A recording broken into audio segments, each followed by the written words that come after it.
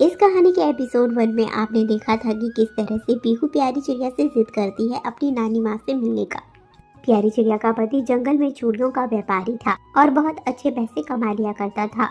पवन तो पीहू के नानी माँ के घर नहीं जा सकता था, पर पवन ने प्यारी चिड़िया और पीहू को पीहू के नानी माँ के घर जाने के लिए मना नहीं किया था। पीहू चिड़िया रात भर एक्साइटेड रहती है अपनी नानी माँ से मिलने के लिए और सुबह होते ही वो अपनी नानी माँ के घर के लिए अपनी माँ के साथ निकल जाती है। उनका सफर बहुत ज्यादा लंबा था तो वह बीच रास्ते में रुक जाते हैं, जहाँ उनकी मुलाकात बुलबुल से होती है, जो प्यारी चिड़िया से बड़ी थी पर उसकी दोस्त थी। कुछ देर आराम करने के बाद दोनों दोबारा उड़ान लगाते हैं और इस बार जब प्यारी चिड़िया के घर के बाहर प्यारी और पीहू खड़ी होती हैं, तो वो देखती हैं कि पीहू की नानी का घर तो पूरी तरह से टूटा हुआ था, पर अंदर जाने के बाद उन्हें पता चलता है कि यहाँ तो उसकी नानी माँ रहती ही नहीं है। फिर दोनों गौरैया के पास पहुँच जाती है, जहाँ पर गौरैया प्यारी चिड़िया को उसकी माँ का पता बताती है और उसे कुछ मीठा खाने में देती है, जिससे उनके जंगल की शान बनी रहे।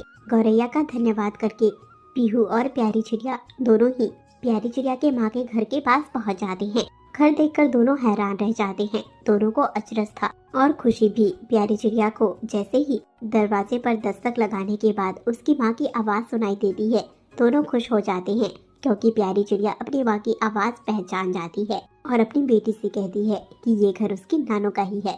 दरवाजा खुलता है और एक बूढ़ी सी चिड़िया बाहर आती है, जो हूबहू प्यारी चिड़िया की तरह ही थी, बस चेहरे पर झुर्रियाँ और बाल सफेद पड़ गए थे। एपिसोड 1 एपिसोड 2 की कहानी यहीं पर खत्म होती है। एपिसोड 3 आपको इस वीडियो में देखने को मिलेगा, और अगर इससे पहले आपने एपिसोड 1 और 2 नहीं देखा है तो इसके पिछले वीडियो को जाकर देख लीजिए, जिससे आपको पूरी कहानी समझ आ जाएगी और सारी कहानियों में एक मजेदार बात भी होगी जो आपको अच्छी लगेगी। तो एपिसोड 3 शुरू करते हैं। अरे अरे मेरी बेटी प्यारी, इतने सालों बाद मुझसे मिलने आई हो। मुझे तो लगा था कि तुम मुझे भूल ही चुकी होगी। और ये कौन, मेरी नतनी है क्या? बहुत बड़ी हो गई है मेरी प्यारी सी बेटी।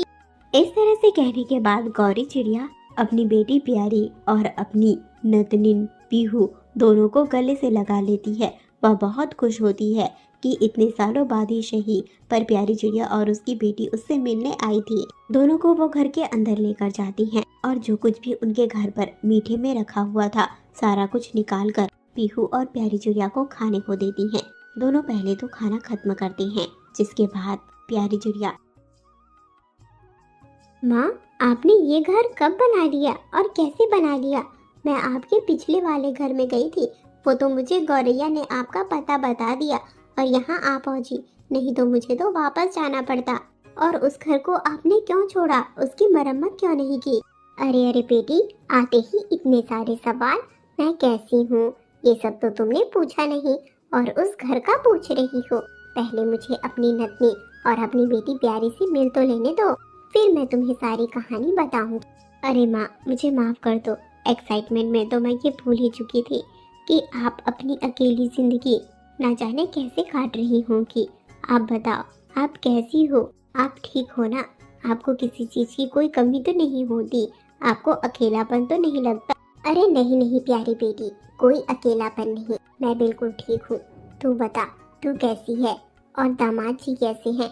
और दामाद जी पवन को क्यों लेकर नहीं आई? और मेरी बेटी की नतिन कैसी है? अरे क्या नाम रखा था मैंने? हाँ, पीहू। पीहू बेटा, कैसी हो आप? आप मुझे पहचान रही हो?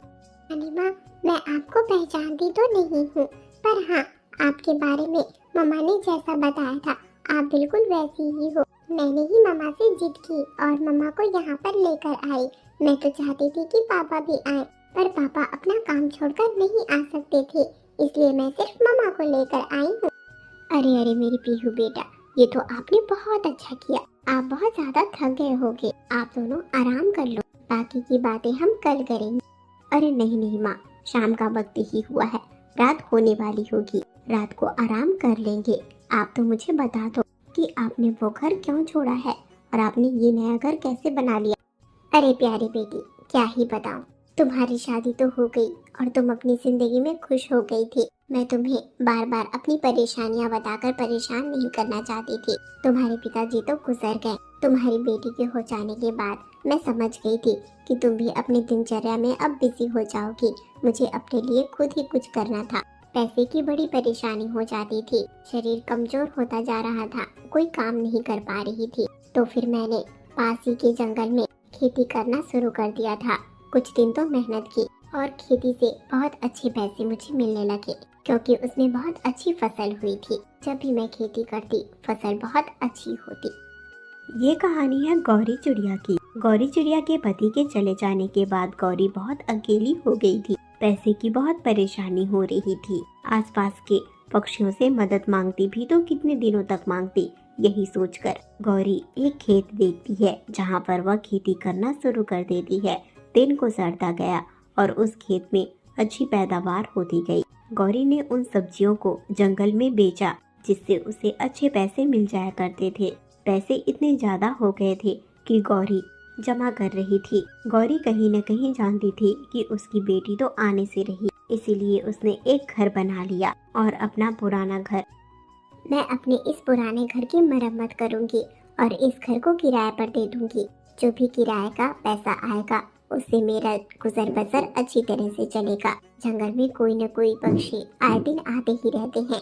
वो तो काम कर भी सकते हैं और मुझसे तो कोई काम नहीं होगा। अब शरीर थक चुका है और मैं बहुत बूढ़ी भी हो चुकी हूँ। बहुत याद आती है प्यारी चिड़िया की, पर उसके जंगल तक तो मैं जा नहीं सकती। कभी मिलने आई तो देखेगी मुझे कि अब उसकी माँ कितनी बूढ़ी हो चुकी है और मेरा मजाक उड़ाएगी। मेरी नतनी भी बहुत बड़ी हो गई होगी जब से आई है इस दुनिया में पीहू। तब से तो प्यारी चिड़िया अपनी जिंदगी में ही बिजी हो गई है, अपनी माँ को जरा भी याद नहीं कर रही। पर कोई बात नहीं, सब अपनी अपनी दुनिया में मशरूफ है। इस तरह से गौरी चिड़िया अपनी कहानी बताती है। कुछ समय तक तो गौरी चिड़िया के घर में किराएदार रहते हैं, पर घर अब टूट चुका था और गौरी चिड़िया उस घर की मरम्मत नहीं कर पा रही। पहले तो काम कर भी लेती थी, पर अब तो घर के काम करने में ही थक जाती हूँ। खुद के लिए भोजन बनाकर तो खा लेती हूँ, साफ सफाई भी कर लेती हूँ, पर अब घर की मरम्मत कर पाना तो मेरे बस में नहीं। अगर घर की मरम्मत कर दूं कि कल ही कोई न कोई पक्षी आकर उस घर में किराए पर रहने लगेगा, पर घर की मरम्मत मुझसे हो ही नहीं पा रही। आजकल तो इधर उधर से कुछ जुगाड़ करके ही खा लेती हूँ और कभी कभी तो पड़ोसी आकर दे जाते हैं। माँ, आपकी जिंदगी इतनी कठिन हो गई थी, मैंने तो आपके बारे में सोचा ही नहीं। अपनी ही दुनिया में बस बिजी सी हो गई थी। काश कि मैं आपके पास पहले आई होती, पर अब आपको यहाँ इस जंगल में रहने की जरूरत नहीं। आप मेरे साथ हमारे साथ रह सकते हो। मेरे साथ आप हमारे जंगल चले। अरे नहीं नहीं बेटी, बेटी के ससुराल में कब तक रहूंगी? सास ससुर नहीं है तो क्या हुआ, पर मेरा वहाँ मन नहीं लगेगा। मेरा तो इसी जंगल में ही मन लगता है। अरे माँ, तो मैं आपके लिए क्या करूँ बताओ मुझे। मैं आपकी मदद करना चाहती हूँ। जब पीहू का जन्म हुआ था, आप अकेली पड़ गई थी। उस वक्त भी मैंने आपसे कहा था कि आप मेरे संग चलो, पर आप गई नहीं। और देखो कितनी मुश्किलों भरी जिंदगी चल रही है आपकी। अरे प्यारी बेटा, कोई मुश्किल नहीं है। मैं तो बहुत खुश हूँ, बल्कि बहुत खुश हूँ। बहुत अच्छी जिंदगी चल रही है मेरी। कौन सी परेशानी हो रही है मुझे? मुझे तो कोई परेशानी नहीं। इस तरह से दोनों माँ बेटी आपस में बातें कर रही थी। रात का वक्त हो चुका था। रात के वक्त तीनों ही साथ में मिलकर खाना खाते हैं। प्यारी चिड़िया तो बहुत थक चुकी थी, इसलिए वो कमरे में जाकर सो जाती है कि वहीं दूसरी तरफ पीहू चिड़िया अपनी नानी के साथ बैठी हुई थी। नानी माँ, आज तो मैं बहुत ज्यादा थक गई हूँ, पर कल कल आप मुझे जरूर बताना कि आपने मेरे पापा को मेरी मम्मा के लिए कैसे ढूंढा। आपको कैसे पता चला कि मेरे पापा मेरी मम्मा के साथ खुश रहेंगे और मेरी मम्मा मेरे पापा के साथ खुश रहेंगी। और मुझे नाना जी के बारे में भी बताना। हाँ हाँ पीहू बेटा, क्यों नहीं, मैं आपको जरूर बताऊंगी आपके मम्मी पापा की शादी की कहानी, जैसे हर नाना नानी बताते हैं। और आपके नाना अगर जिंदा होते तो वह भी जरूर बताते। आपके नाना बहुत बहादुर थे। आप जो कुछ भी पूछोगे मैं आपको सब बताऊंगी, पर अभी आप आराम कर लो। सफर बहुत लंबा रहा होगा। प्यारी तो बहुत थक गई है और सो भी गई है। अब आप भी सो जाओ मेरे साथ। इस तरह से गौरी चिड़िया कहती है। प्यारी चिड़िया की मम्मी का नाम गौरी था। गौरी चिड़िया और उसकी बेटी प्यारी चिड़िया दोनों एक दूसरे की फोटोकॉपी ही थे। रात का वक्त हो चुका था। गौरी चिड़िया पीहू के साथ सो जाती है। प्यारे दोस्तों, तो एपिसोड 3 की कहानी यहीं पर खत्म होती है। मैं उम्मीद करती हूँ आपको एपिसोड 3 की कहानी पसंद आई होगी। एपिसोड 4 में पवन चिड़िया और प्यारी चिड़िया की शादी कैसे हुई थी, आपको देखने को मिलेगा। एपिसोड 4 के लिए कमेंट करें और अगर चैनल पर नए आए हो तो चैनल को सब्सक्राइब करो, जिससे कि आप हमारी रोज की नए एपिसोड की कहानियाँ देख पाओगे। और हमें कमेंट में बताओ कि क्या आप भी पीहू चिड़िया की तरह ही प्यारी चिड़िया और पवन चिड़िया की शादी की कहानी जानना चाहते हो। कमेंट करो और बताओ कौन से शहर से मेरी ये कहानी देख रहे हो और आपका नाम क्या है, यह भी कमेंट में जरूर बताना।